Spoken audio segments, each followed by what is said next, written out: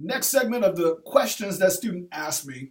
Um, there's a question. What can we learn in this class? I'm assuming they don't want me to just say sociology. So I'm going to say I've designed a class to help students uncover their voice. I know that for a lot of people that you might think that that's not important. You might think that knowing the terms in sociology might be the most important thing and all of this stuff. But you know what? Honestly, research has found out that people retain, like, after you take like one of the standard multiple choice tests or whatever, for like a final or something, like within 24 hours you've like lost half of that. Right? It's like you crammed all that in, and if you took that same test 24 hours later without studying, you would have lost half the information that you had just studied, right? And like a year later you retain less than 1%. And so for me, then, that the goal for my teaching is to not focus on, quote, the terms or the facts or whatever, because facts change. Terms don't change, but facts change. And I want to make sure, though, that my students walk away with a type of thinking, a sociological thinking, right? That will help them, throughout their whole life. And then in that sociological thinking, help them find their voice. And that's something that'll be useful throughout your whole life, whether you remember it or not, right? And so anyway, that's what I try to do. Look at this. This student wrote down nothing. I mean, no, they wrote nothing down here. So like, you didn't get your points. What got you into sociology? I already answered that question. That's one of the most common questions. How has your experience been so far at coaching at El Camino? I'm going to answer more on that later on, but like I said, it's been amazing, and for a lot of different reasons, even though I almost got fired within like the first 3 weeks of coaching. But anyway, I'll talk more about that later on. How long did it take you to get your AA? How long did it take me to get an AA? People always talk about AAs being a 2-year degree. Yeah. It took me 4, and this is the reason why it took me 4 years. When I first started here, I started as a business administration major. I was really just trying to follow in the footsteps of my mentor. His name is Dr. Dwayne Coleman. He wasn't a doctor when I met him. He was actually an economics teacher at at El Camino High School. And also he was my coach. He wasn't my position coach, but he was one of my coaches when I played football and did track.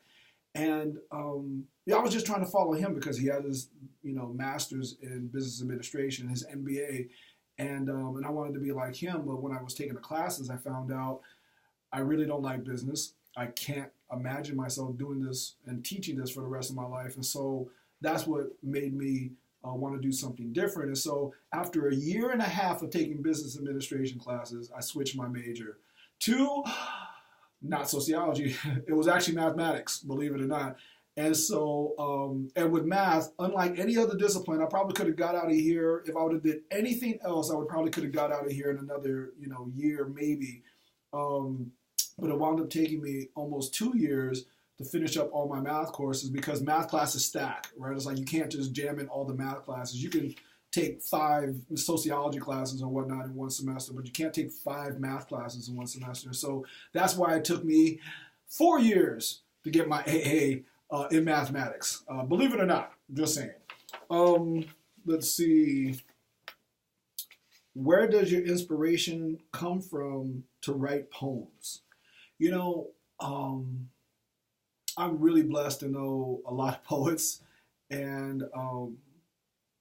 the person that's in my book, Ann Black, he is by far my favorite and my best poet that I know, and he's a social justice poet. Me, though, it's like I'm just.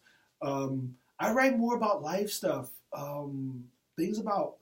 Death and dying has been one of the things that I've been dealing with for at least 6 years now because of my father passing away about 6 years ago. My mother passed away 5 years ago. Like, they died within a year of each other. And so I think about that a lot, honestly. And a lot of my poems have been coming from that space. A lot of my poems deal with me learning how to forgive my father, and things like that. And so, or raising my sons, raising my daughter. Those are the kind of poems that I'm normally writing. And so, just life, I guess, right? There's where I get my inspiration to write my poems. And so, last question for this segment: what got you into teaching sociology when you were really good at math? That's a great question because, people respected me so much more when I was a math major. I think people still are more impressed with my AA in mathematics than they are with my PhD in sociology. And the short answer to that question is simply I just didn't have any passion. I didn't have passion for mathematics. I could do it. I could speak the language, right? But I didn't have any passion. It's kind of like, just because you know how to speak another language doesn't mean that you're going to major in that language, right? And so I knew how to speak another language. I spoke math really well. And but it didn't just it just wound up not being a passion of mine. My passion became social justice issues. My passion became, trying to create a better world. And I felt like I could do it way better with sociology through that route versus as a mathematician.